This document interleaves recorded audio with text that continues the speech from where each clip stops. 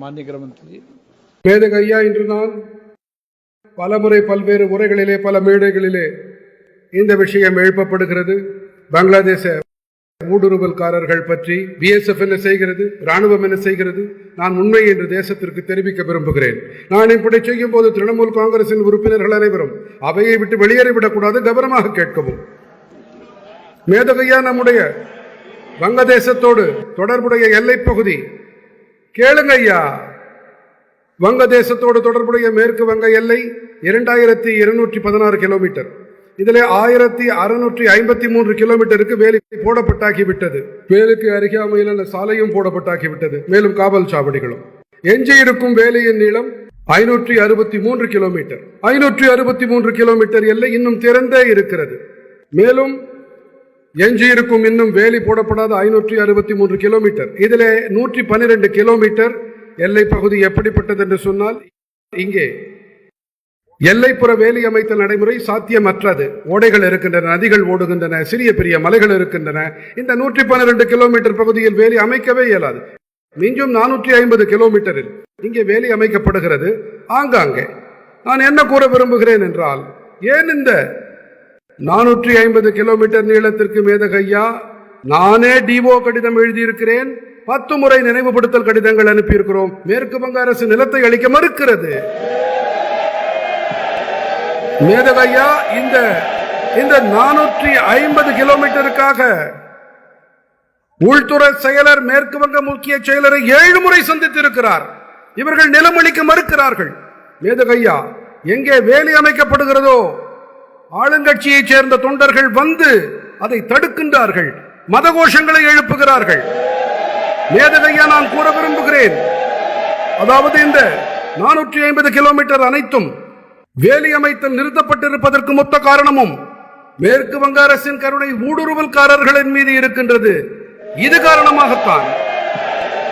மேதகையா, இது மட்டுமல்ல, இந்த 450 கிலோமீட்டர் ஒருவேளை இந்த முறையை கேட்டு மம்தா அவர்கள் நிலம் அளித்தாலும் அளிக்கலாம், வேலி போட்டு விடுவோம். இருந்தாலும் கூட 112 கிலோமீட்டர் திறந்த எல்லையாகவே இருக்கிறது. மேதகையா, மேலும் ஒன்று, 2000 கிலோமீட்டர் வேலி அமைக்கும் போது 112 கிலோமீட்டர் போடவில்லை என்றால் பல வேளைகளில் 2000 கிலோமீட்டருக்கு மதிப்பே இருக்காது. மனிதன் நுழைய எத்தனை இடம் தேவை? இந்த 112 கிலோமீட்டரில் இருக்கும் நதிகள், ஓடைகள், இங்கே கடினமான புவியியல் சூழல் நிலவுகின்றது. ஊடுருவல்காரர்கள் ஆனால் இவர்கள் வினாவை எங்களிடம் எழுப்புகிறார்கள், இப்போதும் செய்தார்கள். ரோஹிங்கியாக்கள் தில்லி வரை வந்து விட்டார்கள், உங்கள் இடத்திற்கே வந்து விட்டார்களே.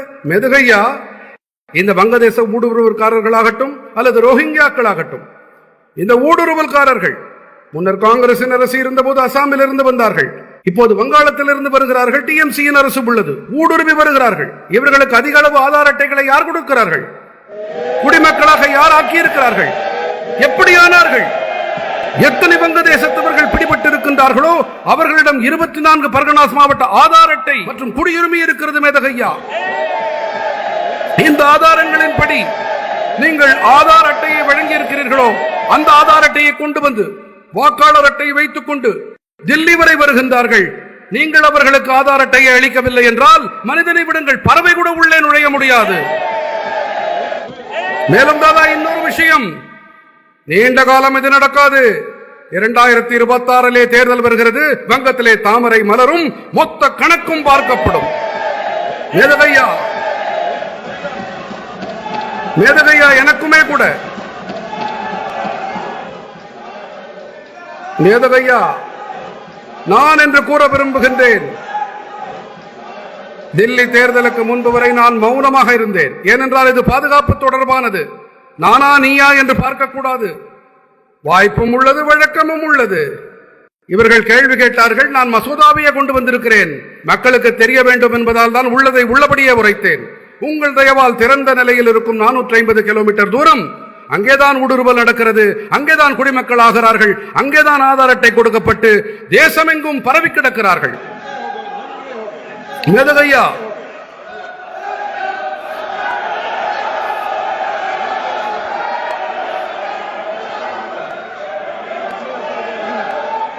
மேதகையா, ஒரு உறுப்பினர்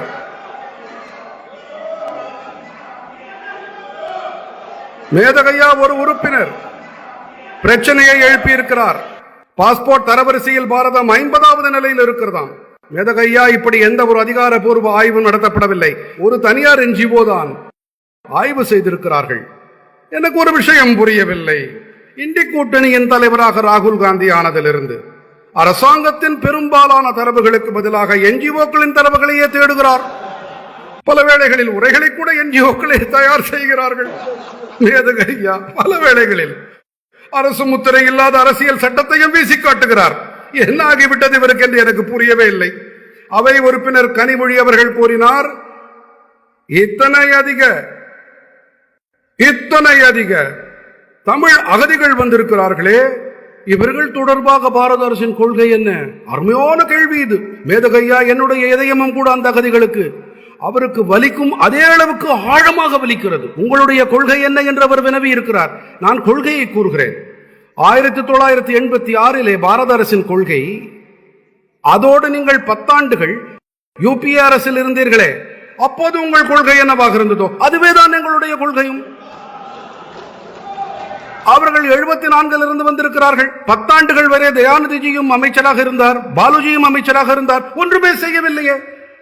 ஒன்றுமே செய்யவில்லை. ஆனால் நீங்கள் என்ன செய்கிறீர்கள் என்று எங்களிடம் கேள்வி கேட்கிறீர்கள். நீங்கள் செய்திருந்தால் எங்களுக்கு வாய்ப்பே வந்திருக்காது. மேதகையா, தமிழ் அகதிகள் விஷயத்திலே நாங்கள் கால் புள்ளி முழு புள்ளியை கூட மாற்றவே இல்லை. எந்த அரசிலே DMK அங்கம் வகித்தார்களோ அதே கொள்கையை நாங்கள் படியெடுத்தது போல் பின்பற்றி வருகின்றோம். மாற்றம் ஏதும் செய்ய வேண்டும் என்றால் எனக்கு கடிதம் எழுதுங்கள், நாங்கள் பரிசீலிக்கிறோம்.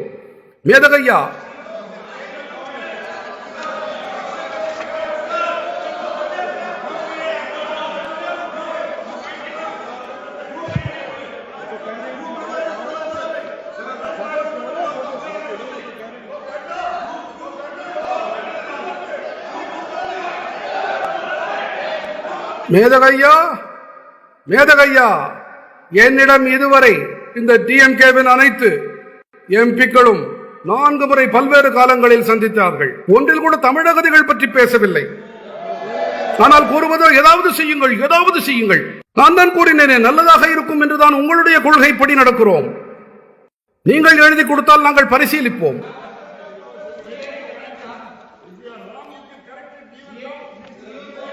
ஆனால் நீங்கள் தவறு செய்திருக்கிறீர்கள் என்று ஒப்புக்கொள்கிறீர்கள் தானே? நீங்கள் தவறு செய்து விட்டீர்கள் என்பதை ஒப்புக்கொள்வது நல்ல விஷயம் தானே? மேதகையா, CAA பற்றிய விஷயம், நான் இதில் அரசியல் விமர்சனம் செய்ய விரும்பவில்லை. நான் ஒன்று மட்டும் கூற விரும்புகிறேன். அதாவது சுதந்திரம் அடைந்த போது தாறுமாறாக